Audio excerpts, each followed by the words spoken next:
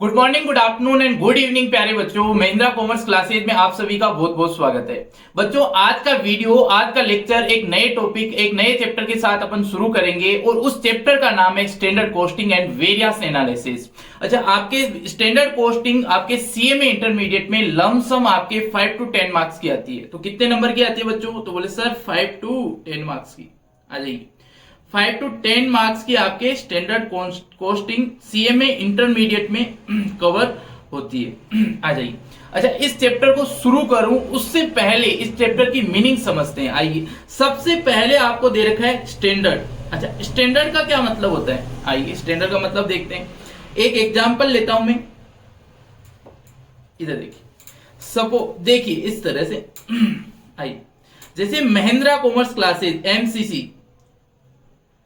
MCC अपने यहां से सीएमए इंटरमीडिएट में लमसम 70% बच्चे जो है वो क्लियर कर जाते हैं, आपके सीएमए इंटरमीडिएट को पास आउट कर लेते हैं। पास्ट ईयर के डाटा के एनालिसिस के हिसाब से अपन ये एस्टिमेट कर रहे हैं कि 70% बच्चे जो है वो क्लियर कर लेंगे सीएमए इंटरमीडिएट को।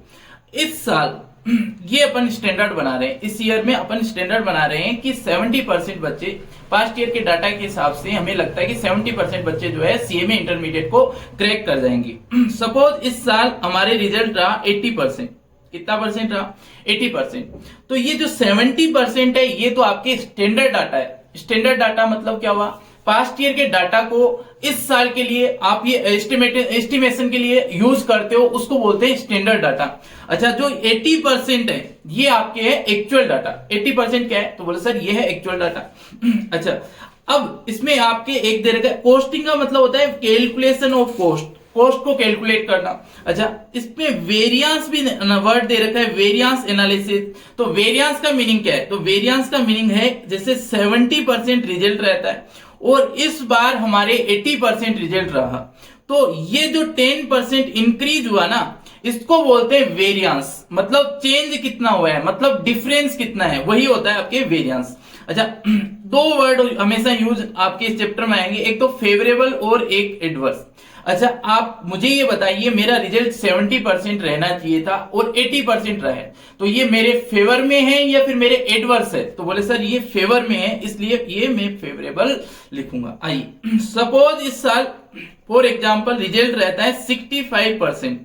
65% रिजल्ट रहता है, तो बोलोगे सर स्टैंडर्ड तो 70 था बट एक्चुअल में 65% रिजल्ट रहा, मतलब 5% रिजल्ट आपके क्या रह गया? डाउन रह गया।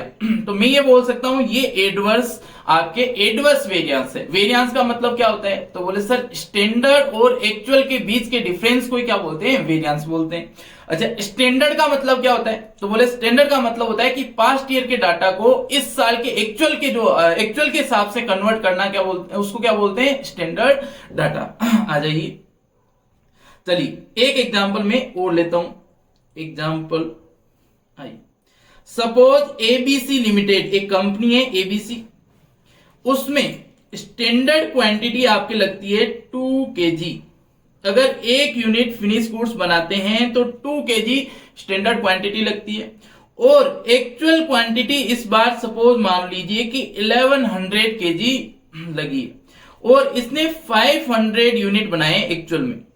अच्छा, मुझे ये बताइए कि स्टैंडर्ड को एक्चुअल से कंपेयर कर पाओगे क्या? तो बोले सर नहीं। क्यों? क्योंकि आपको जो डाटा दे रखा है फिनिश गुड्स, वो एक यूनिट के लिए दे रखा है। एक यूनिट में 2 kg रॉ मटेरियल यूज होता है, वहीं 500 यूनिट में 1100 kg आपके रॉ मटेरियल यूज हो रहा है। अच्छा, कंपैरिजन करना मुश्किल हो गया, इस वजह से आपको न्यू स्टैंडर्ड क्वांटिटी निकालनी पड़ेगी। तो बोले सर 2 kg अपन एक यूनिट बना रहे थे जब लग रहा था। अच्छा, मुझे बनानी है 500, तो मेरे टोटल कितने लगेंगे? तो बोला सर 1000 kg आपके रॉ मटेरियल यूज होगा। अच्छा, एक्चुअल क्वांटिटी कितनी है? तो बोले सर 1100 kg। 1100 kg क्या है? Actual quantity. मुझे बताइए मैंने 100 kg वेस्टेज कर दी क्या? तो बोले सर बिल्कुल। जिस फिनिश गुड्स को बनाने में आपको 1000 kg रॉ मटेरियल लगना था, उसको आपने 1100 kg में कंप्लीट किया है। तो बताइए 100 kg आपके वेस्टेज हो गई। तो मैं ये बोल सकता हूं कि 100 केजी का मेरा वेरियांस है, और वेरियांस भी कौन सा है, तो बोले सर एडवर्स है। क्लियर हुआ? आ जाइए आगे। अच्छा, मुझे ये बताइए कि कोई भी ऑर्गेनाइजेशन का टारगेट क्या होता है, कोई भी ऑर्गेनाइजेशन का लक्ष्य क्या होता है, तो बोले सर नॉन प्रॉफिट ऑर्गेनाइजेशन को छोड़ के सभी ऑर्गेनाइजेशन का टारगेट होता है प्रॉफिट। क्या होता है, तो बोले सर प्रॉफिट। अच्छा, मुझे एक चीज बताइए कि प्रॉफिट कितनी चीजों पे डिपेंड करता है, तो बोले सर हमेशा प्रॉफिट दो चीज पे डिपेंड करता है। एक तो उस ऑर्गेनाइजेशन की सेल्स कितनी है, और दूसरी उस ऑर्गेनाइजेशन की कॉस्ट कितनी है। अगर सेल्स बढ़ेगी तो प्रॉफिट बढ़ेगा, अगर सेल्स कम होगी तो आपके प्रॉफिट के क्या हो जाएगा, कम हो जाएगा। वहीं अगर कॉस्ट बढ़ेगी तो आपके प्रॉफिट क्या होगा, तो बोले सर प्रॉफिट कम हो जाएगा। अगर कॉस्ट कम होगी तो आपके प्रॉफिट क्या हो जाएगा, ज्यादा हो जाएगा, बढ़ जाएगा। चलिए, अच्छा कॉस्ट भी आपके नॉर्मली तीन तरह की कॉस्ट होती है, कौन कौन सी, तो बोले sir direct material, direct wages और ओवरहेड, ओवरहेड या अदर कॉस्ट। अच्छा, ओवरहेड भी आपके दो तरह के होते हैं, कौन कौन से होते हैं, तो बोले sir variable overhead, second fix overhead. Clear है? अच्छा, मुझे ये बताइए, सपोज मैं ये बोलता हूं स्टैंडर्ड के हिसाब से मेरे को 10 लाख का प्रॉफिट होता है, और मैं स्टैंडर्ड के हिसाब से 90 लैक्स की सेल्स करता हूं, 80 लैक्स की मेरी कॉस्ट आती है, 30 लैक्स का डायरेक्ट मटेरियल है, 30 लैक्स का डायरेक्ट वेजेस मान लीजिए, 20 लैक्स का आपके जो है वो ओवरहेड है, उसमें 10 लाख वेरिएबल है और 10 लाख फिक्स ओवरहेड। चलिए, मैं ये बोलता हूं ये 90 लैक्स की सेल्स है ना, वो इस साल में एक्चुअल में 70 लैक्स की हुई, तो मुझे वेरियांस निकाल के बताइए। तो बोले सर वेरियांस आपके आएगा 20, ये तो साफ साफ दिख रहा है कि 20 लैक्स का डिफरेंस है। अच्छा, ये फेवरेबल है या फिर एडवर्स है, तो बोले सर 90 लैक्स था अब 70 लैक्स हो गया। एक जो आपकी सेल्स जो थी वो 90 लैक्स थी स्टैंडर्ड के हिसाब से, और एक्चुअल में 70 लैक्स होगी, तो मतलब 20 लैक्स का क्या हो गया, मेरे को लॉस हो गया। 20 लाख मेरा प्रॉफिट क्या हो जाएगा, कम हो जाएगा। क्यों? क्योंकि 90 लाख की सेल्स कर रहे थे, अब 70 लाख की कर रहे हो, तो 20 लाख से क्या हो गया, प्रॉफिट कम हो गया। कम हो गया प्रॉफिट मतलब एडवर्स। अच्छा, ऐसे ये 80 लैक्स, 80 लैक्स। चलिए, ऐसी अगर कॉस्ट 65 लैक्स होगी, तो सपोज स्टैंडर्ड बोलता है कि आपके 85 लैक्स लगेगी कॉस्ट जो है, और लगी 65 है, तो बताइए 15 लाख 15 लैक्स का मेरे क्या आ गया, तो बोले सर वेरियांस। अच्छा, ये 15 लैक्स मेरे एडवर्स होगा या फेवरेबल, तो बोले सर कॉस्ट कम हो रही है मतलब प्रॉफिट बढ़ेगा, और बढ़ेगा तो मतलब ये मेरे लिए फेवरेबल है। क्लियर है? आ जाइए आगे। चलिए आगे चलते हैं। आइए। अच्छा, आप लोगों को मैं बता दूं कि आपके जो सीएमए इंटरमीडिएट में सिर्फ दो तरह के वेरिएंस ही दे रखे हैं, दो तरह के कॉन्सेप्ट ही है, डायरेक्ट मटेरियल और डायरेक्ट वेजेज, डायरेक्ट मटेरियल और डायरेक्ट वेजेज। इसमें से फर्स्ट कॉन्सेप्ट आज अपन कंप्लीट करेंगे। आई direct material variance, direct material variance, इसको एग्जांपल के थ्रू समझते हैं। आइए इसको अपन एक एग्जांपल के थ्रू समझते हैं। आइए, सपोज स्टैंडर्ड क्वांटिटी लग रही है 2 केजी ए की, और बी की आपके लग रही है 4 केजी। ए की स्टैंडर्ड प्राइस जो है ना वो है 4 और 2। अच्छा, ऐसे एक्चुअल क्वांटिटी आपके लग रही है 1100 केजी और 1800 केजी। अच्छा, ऐसी एक्चुअल प्राइस आपको दे रखी है कितनी, 3.1 और 3.2। अच्छा, ये स्टैंडर्ड जो आपने देख रखा है ये पिछले साल के डाटा के हिसाब से बनाया होगा, उस हिसाब से अपने बोल रहे हैं कि एक यूनिट, यहां पे लिखिए 1 यूनिट, 1 यूनिट बनाने के लिए ये डाटा दे रखा है अपने को। और इस साल सपोज मान लीजिए कि 500 यूनिट मैंने बनाए हैं। अच्छा, पहली चीज तो मुझे ये बताइए कि इसमें न्यू एसक्यू निकालने की जरूरत है क्या, तो बोले सर स्टैंडर्ड आउटपुट 1 यूनिट ही है और एक्चुअल आउटपुट जो है वो 500 यूनिट है, तो मतलब आपको जो है न्यू एसक्यू कैलकुलेट करना पड़ेगा। आ जाइए, न्यू एसक्यू कैलकुलेट करना पड़ेगा। आ जाइए, न्यू एसक्यू, तो एक टेबल बना लेते हैं अपन, एक सेकेंड। आइए, एक टेबल बना लेते हैं फॉर्मेट।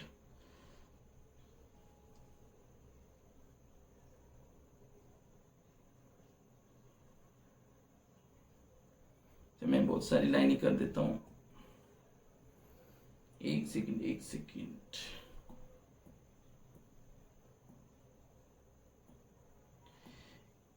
चलिए,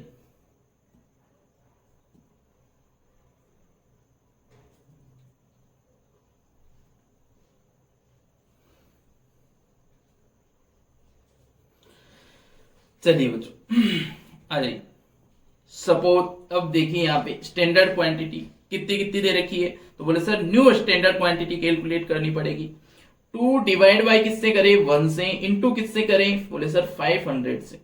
तो अपने पास आंसर कितना आया, तो बोले सर 1000 केजी आंसर आ गया। अच्छा सेकंड में देखिए 4 डिवाइड बाय किससे करें, तो बोले सर 1 से, इनटू किससे करें, तो बोले सर 500 से। तो आपके पास नई स्टैंडर्ड क्वांटिटी कितनी आ गई, तो बोले सर 2000 आपकी नई स्टैंडर्ड क्वांटिटी आ गई। अच्छा स्टैंडर्ड प्राइस, तो बोले सर स्टैंडर्ड प्राइस दे रखी है 4 and 2 नई स्टैंडर्ड प्राइस दे रखी है 4 and 2। स्टैंडर्ड कॉस्ट निकाल सकते हैं क्या, तो बोले सर स्टैंडर्ड कॉस्ट होती है स्टैंडर्ड क्वांटिटी को स्टैंडर्ड प्राइस से इंटू कर दीजिए। कितना आया 4000, ये कितना आया, तो ये भी बोले सर 4000। अच्छा एक्चुअल क्वांटिटी आपको क्वेश्चन में दे रखी है क्या, तो बोले सर 1100 और आपको दे रखी है 1800। अच्छा एक्चुअल प्राइस दे रखी है क्या, तो बोले सर 3.1 एंड 3.2। 1100 इंटू 3.1 आपके आंसर आया 3410। अच्छा 1800 आपके 1800 इंटू किससे करें, तो बोले सर 3.2 से, आपके पास आंसर आया 5760। ये एक्चुअल कॉस्ट आ गई। चलिए आइए एक सेकेंड आ जाइए। अब सबसे पहले इसमें मेरी वेरिएंस होता है मटेरियल कॉस्ट वेरिएंस। आइए मटेरियल कॉस्ट वेरिएंस। अच्छा मुझे ये बताइए, जैसे इसमें दो रॉ मटेरियल यूज हो रहा है ए और बी। देखिए ए में मैं बोलता हूं कि आपके 4000 की कॉस्ट लगनी थी। आपकी कॉस्ट कितनी लगने की थी, तो बोले सर 4000 की। एक्चुअल में कॉस्ट कितनी लगी है 3410। तो मतलब बोले सर आपने सोचा था कि 4000 की कॉस्ट लगेगी और एक्चुअल में आपके कॉस्ट लगी है 3410। तो मतलब आपके फायदा हो गया कितने का, 3410 लेस कर दीजिए। 4000 माइनस 3410 आपका आंसर आ गया 590। तो मैं ये बोल सकता हूं 590 का आपके क्या हो गया, फायदा हो गया। अच्छा फॉर्मूला क्या बना, तो बोले सर स्टैंडर्ड कॉस्ट में से एक्चुअल कॉस्ट को लेस कर दीजिए।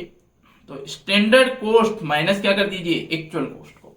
अच्छा मुझे ये बताइए बी में आप सोच रहे थे कि 4000 की कॉस्ट लगी थी, आपके लगी 5760। इससे प्रॉफिट में क्या इफेक्ट, इसमें बताइए एडवर्स आया कि फेवरेबल। फर्स्ट ए का बताइए मुझे, तो एडवर्स आया कि फेवरेबल। बोले सर कॉस्ट कम लगी है मतलब प्रॉफिट क्या होगा, तो बोले सर प्रॉफिट बढ़ेगा। तो मतलब ये अपने पास क्या आ गया, फेवरेबल आ गया। क्लियर।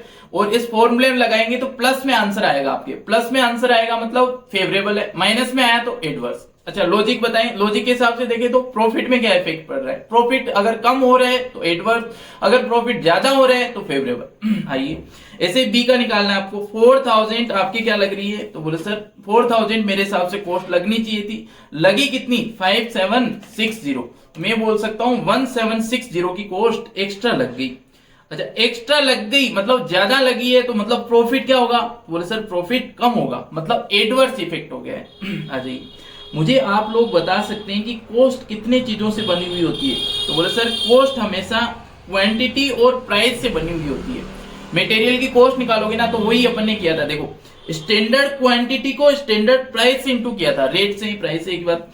अच्छा स्टैंडर्ड क्वांटिटी को स्टैंडर्ड प्राइस से इंटू कर दिया तो स्टैंडर्ड कॉस्ट आ गई। तो मैं ये बोलता हूं कि आपके मटेरियल कॉस्ट वेरिएंस भी दो चीजों से बना हुआ है, कौन सी, तो बोले सर मटेरियल प्राइस वेरिएंस और दूसरा है मटेरियल क्वांटिटी वेरिएंस। देखिए क्वांटिटी को प्राइस से इंटू करते हैं ना तो कॉस्ट आती है। तो मैं ये बोल सकता हूं कि आपके मटेरियल कॉस्ट जो है वो दो चीज से बनी हुई होती है, हमेशा कॉस्ट दो चीजों से बनी हुई होती है, प्राइस से और क्वांटिटी से। अच्छा मेरे को अगर मटेरियल प्राइस वेरिएंस निकालना है तो किस तरह से निकालूंगा, तो बोले सर देखो मैं ये सोच रहा था कि 4 की आपके क्या लगेगी, कॉस्ट लगेगी, लगी कितनी 3.1 की, मतलब मेरे तो फायदा हो गया। फायदा कितने का हुआ, तो बोले सर 4 माइनस 3.1 कितने का, तो बोले सर 0.9 का मेरे फायदा हुआ है। ए वाले में कितने का फायदा हुआ है, तो बोले सर 0.9 का।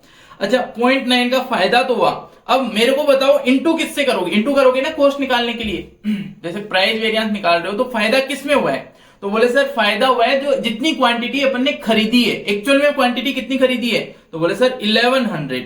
अच्छा स्टैंडर्ड को तो खरीदते नहीं हो ना आप, स्टैंडर्ड तो आप सोच रहे हो कि इतने ही लगेगी 1000 केजी लगेगा, खरीदते किसके हो, किसको, तो बोले सर खरीदते हैं एक्चुअल क्वांटिटी को। एक्चुअल क्वांटिटी मतलब कितनी 1100।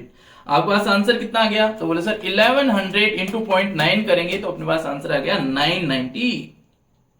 990 क्या आ गया, तो बोले सर फेवरेबल। क्यों फेवरेबल क्यों आया, तो बोले सर आपकी जो है प्राइस कम हो रही है, और प्राइस कम होगी तो मतलब प्रॉफिट में भी इजाफा होगा। प्राइस कम रेट में अपन लेके आ रहे हैं मतलब कॉस्ट कम होगी, कॉस्ट कम होगी तो मतलब प्रॉफिट आपके बढ़ेगा। आ जाइए।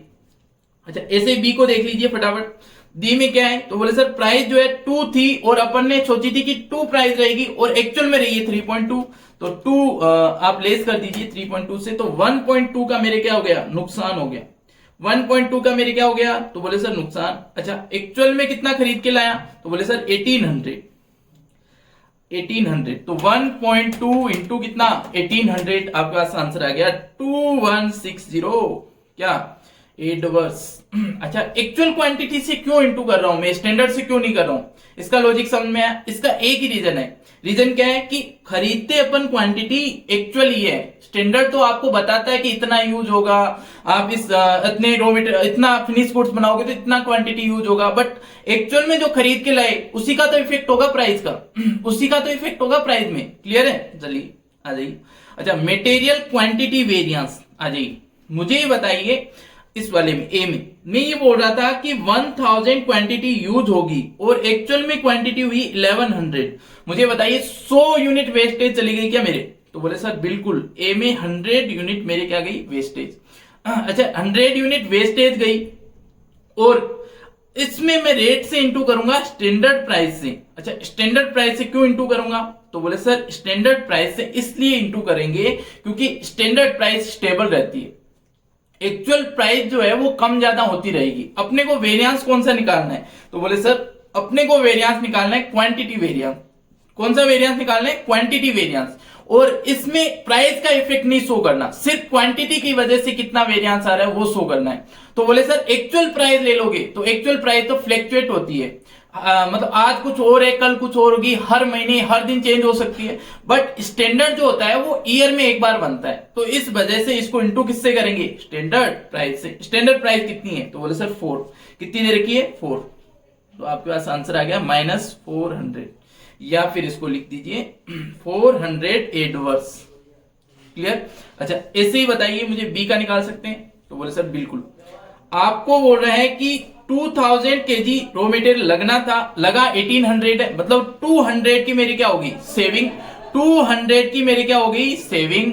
अच्छा स्टैंडर्ड प्राइस कितनी है, तो बोले सर 2 है, तो टोटल कितना आ गया 400 फेवरेबल, 400 फेवरेबल आपके आंसर आ गया। चलिए आ जाइए आगे।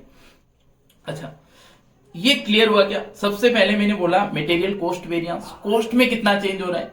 दूसरा मैंने बोला प्राइस वेरिएंस का इसका फॉर्मूला भी लिख लीजिए आप। प्राइस वेरिएंस का फॉर्मूला क्या होता है, तो बोले sir standard price minus actual price into किससे, एक्चुअल क्वांटिटी से। इसका लॉजिक भी मैंने बताया किस तरह से बना हुआ है।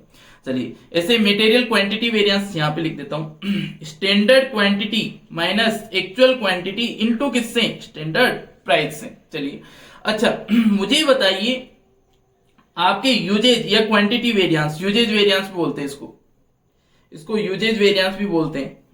यहां पे लिख देता हूं, आपकी बुक में यूजेज वेरिएंस ही लिखा होगा, यूजेज वेरिएंस। क्लियर। चलिए ये भी दो चीजों पे डिपेंड करता है, कौन कौन से, तो बोले सर मटेरियल मिक्स वेरिएंस और सेकंड आपके हैं मटेरियल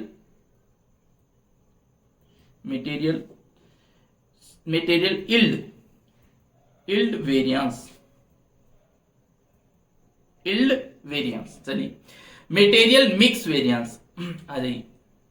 इसके लिए सबसे पहले आपको कैलकुलेट करना पड़ेगा आरएसक्यू। आइए आरएसक्यू क्या है एक्चुअल में। आरएसक्यू सबसे पहले बताइए कितनी क्वांटिटी यूज कर रहे हैं आप, यहां पे लिख लीजिए एक्चुअल क्वांटिटी कितनी यूज कर रहे हैं। तो बोले सर 1800 प्लस 1100 में टोटल क्वांटिटी यूज कर रहा हूं 2900 क्वांटिटी यूज कर रहा हूं। अच्छा स्टैंडर्ड क्वांटिटी कितनी यूज कर रहे हैं। तो बोले सर आप 1000 प्लस 2000 मतलब 3000 स्टैंडर्ड क्वांटिटी यूज कर रहे हैं। क्लियर। अच्छा रिवाइज स्टैंडर्ड क्वांटिटी, आरएसक्यू मतलब होता है रिवाइज स्टैंडर्ड क्वांटिटी। आपको एक्चुअल क्वांटिटी को किसके रेशियो में बांट देना है, स्टैंडर्ड क्वांटिटी के रेशियो में बांट देना है। एक्चुअल क्वांटिटी को किसके रेशियो में, स्टैंडर्ड क्वांटिटी के रेशियो में। आइए अच्छा एक्चुअल क्वांटिटी आपको कितनी दे रखी है। तो बोले सर 2900 दे रखी है। रेशियो क्या रहेगा। तो बोले सर आपके स्टैंडर्ड क्वांटिटी वाला रेशियो रहेगा। ये ऐसे बोलता है कि चलिए ठीक है कोई बात नहीं, आपको 3000 यूज करना था, आपने यूज किया 2900, 100 यूनिट आपने सेव कर लिया, बट आपको पोर्शन तो वही रखना था। जैसे ए का आपको 1 एंड 2 के रेशियो में यूज करना था, एबी को आपने रेशियो थोड़ा सा चेंज कर दिया। एक्चुअल क्वांटिटी में देखिए रेशियो चेंज हो रहा है, तो आपको एक्चुअल क्वांटिटी का रेशियो जो है वो स्टैंडर्ड वाला ही रखना है कि स्टैंडर्ड के हिसाब से रेशियो रहे। भले ही आपने 2900 क्वांटिटी यूज की हो बट रेशियो सेम रखिए। तो रेशियो निकाल देते हैं। आइए 2900 यहां पे लिखिए 2900 डिवाइड बाय किससे। तो बोले सर 3000 से, और इनटू किससे करोगे। तो थोड़ा सा स्पेस कम है कोई बात नहीं, 1000 से पहले 1000 से इंटू करेंगे, बिल्कुल 1000 से इंटू कर देंगे। अच्छा आंसर कितना आया। तो बोले सर 2900 डिवाइड बाय कीजिए 3000 से, इंटू करिए किससे 1000 से। आपका आंसर आया 967 कर लीजिए इसको राउंड फिगर में 966.66 का आ रहा है तो मैं 967 कर लेता हूं उसको। चलिए ऐसे 2900 डिवाइड बाय किससे। तो बोले सर 3000 से, इंटू किससे। तो बोले सर 2000। अच्छा स्पेस थोड़ा कम है इस वजह से कोई बात नहीं।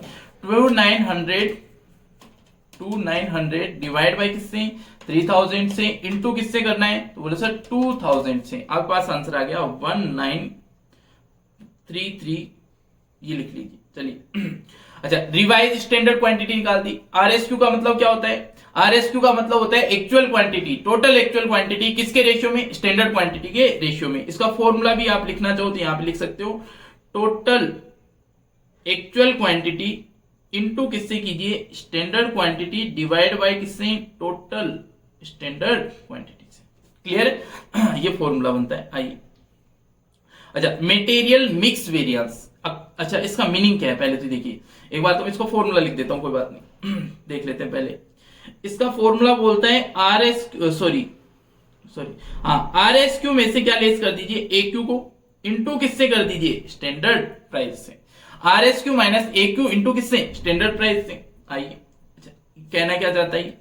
आइए ये ऐसे बोलता है कि आपने ठीक है आपने यूज किया 2900, आपने 100 यूनिट जो है आपने सेव कर ली, बहुत अच्छी बात है, बट आपका रेशियो जो है वो तो सेम रहना चाहिए। रेशियो जो है वो तो सेम रहना चाहिए। 967 फर्स्ट क्वांटिटी यूज करनी चाहिए थी। एक जो है रॉ मटेरियल ए जो है वो 967 यूज करना चाहिए था as per standard quantity ratio के हिसाब से। आरएसक्यू क्या होता है, स्टैंडर्ड क्वांटिटी का रेशियो के हिसाब से एक्चुअल क्वांटिटी होती है। तो 967 आपको क्वांटिटी यूज करनी थी, आपने यूज की 1100, आपने मिक्सिंग बदल दी, ए की और बी की जो मिक्सर रेशियो दे रखा था वो बदल दिया, और इसकी वजह से भी आपके डिफरेंस आएगा। क्यों आएगा डिफरेंस। तो बोले सर स्टैंडर्ड प्राइस चेंज हो रही है। देखिए यहां पे 4 है यहां पे 2 है, तो मतलब अगर एक्चुअल क्वांटिटी 967 यूज करनी थी, आपने 1100 यूज कर ली, तो मतलब आपकी कॉस्ट बढ़ेगी। नॉर्मल सी बात है, 967 इनका डिफरेंस निकाल लीजिए, इतनी क्वांटिटी एक्स्ट्रा यूज कर ली मतलब एक्स्ट्रा कॉस्ट आपकी इसकी लगेगी। अगर बी की यूज करते तो 2 रुपए की कॉस्ट के हिसाब से लगता, तो वो चीज है। आइए मिक्स वेरिएंस आपको बोलता है कि आपको यूज कितना करना था, एक सेकेंड, आपको यूज करना था 967, आपने यूज किया 1100, और स्टैंडर्ड प्राइस इसकी आपकी कितनी थी 4। अच्छा, स्टैंडर्ड प्राइस ही लेना है, क्यों? क्योंकि क्वांटिटी वेरिएंस निकाल रहे हैं, यूजेज वेरिएंस निकाल रहे हैं, और इसमें सिर्फ क्वांटिटी का ही इफेक्ट दिखाना है, प्राइस का बिल्कुल भी नहीं दिखाना। प्राइस जो है, एक्चुअल प्राइस हमेशा चेंज होती रहती है, इस वजह से एक्चुअल प्राइस को नहीं लेते हैं। स्टैंडर्ड प्राइस जो होती है वो स्टेबल रहती है, इस वजह से क्वांटिटी वेरिएंस में उसका यूज करते हैं। आइए, 967 माइनस कितना 1100, आपके पास आंसर आया 133 इंटू किससे 4 से, आपके पास आंसर आ गया 532 वर्ष। क्लियर है? आपको यूज करना था 967, आपने यूज किया 1100, तो मतलब आपने एक्स्ट्रा यूज कर लिया। कितना यूज कर लिया एक्स्ट्रा? तो बोले 967 माइनस 1100, 133 यूनिट जो है वो एक्स्ट्रा यूज कर लिया, मतलब एडवर्स में आपकी वेरिएंस आएगा। अच्छा, ऐसे बी का निकालना है आपको, ऐसे बी का कैलकुलेट करना है। ये तो आपके ए का था, ऐसे ही आपको बी का कैलकुलेट करना है। आ जाइए, तो बोले सर बी में आपको यूज करना था 1933,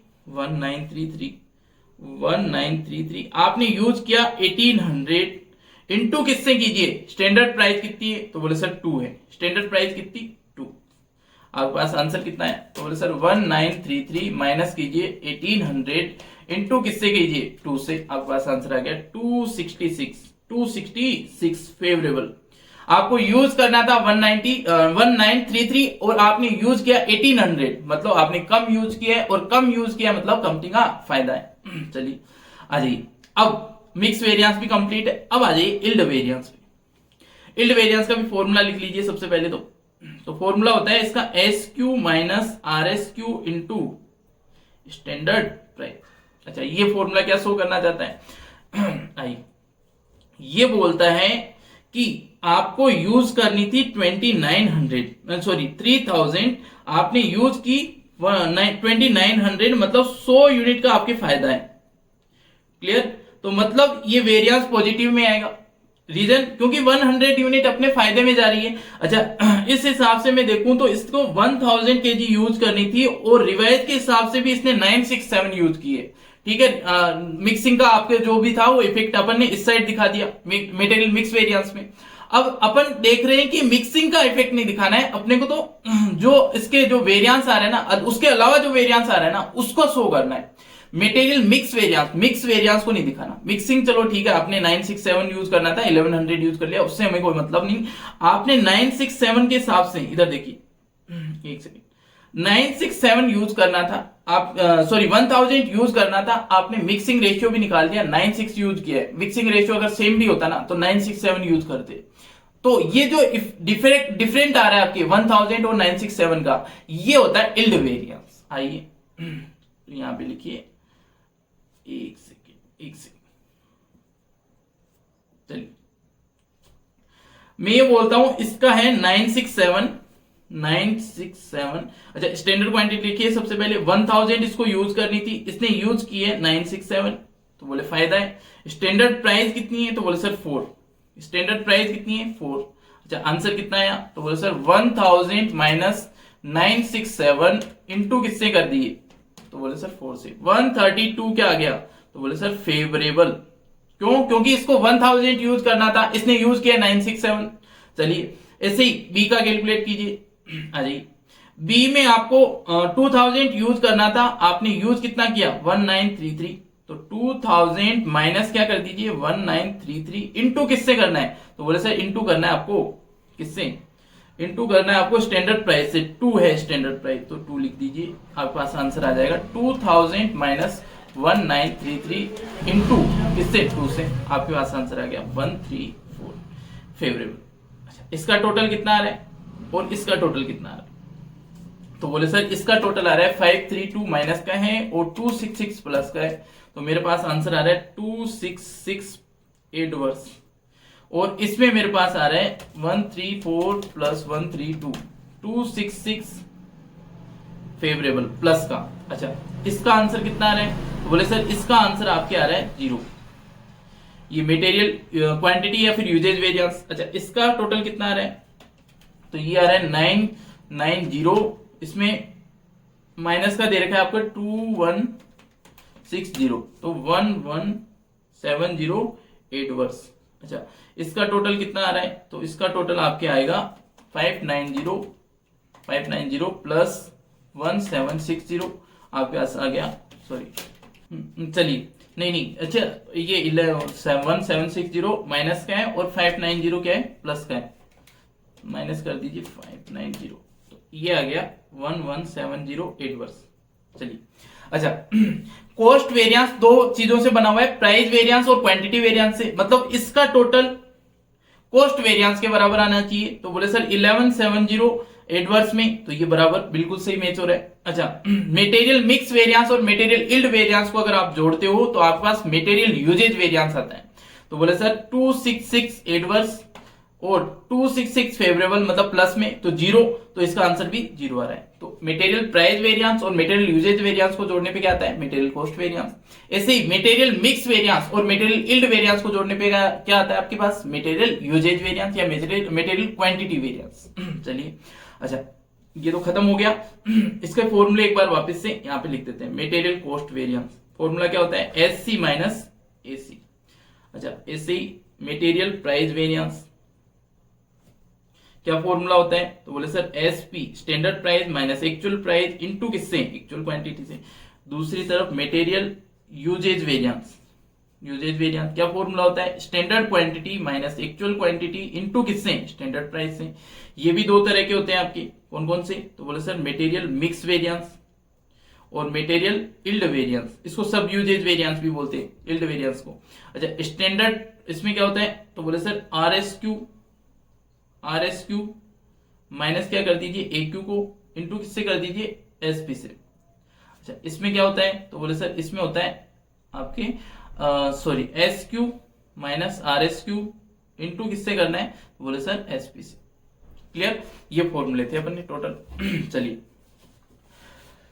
स्टैंडर्ड कॉस्टिंग के सारे कॉन्सेप्ट आपके मटेरियल कॉस्टिंग से रिलेटेड जितने कॉन्सेप्ट दे रखे थे वो सारे अपन कंप्लीट कर चुके हैं। इस वीडियो को यहीं खत्म करते हैं। आप सभी का बहुत बहुत धन्यवाद। Thank you so much.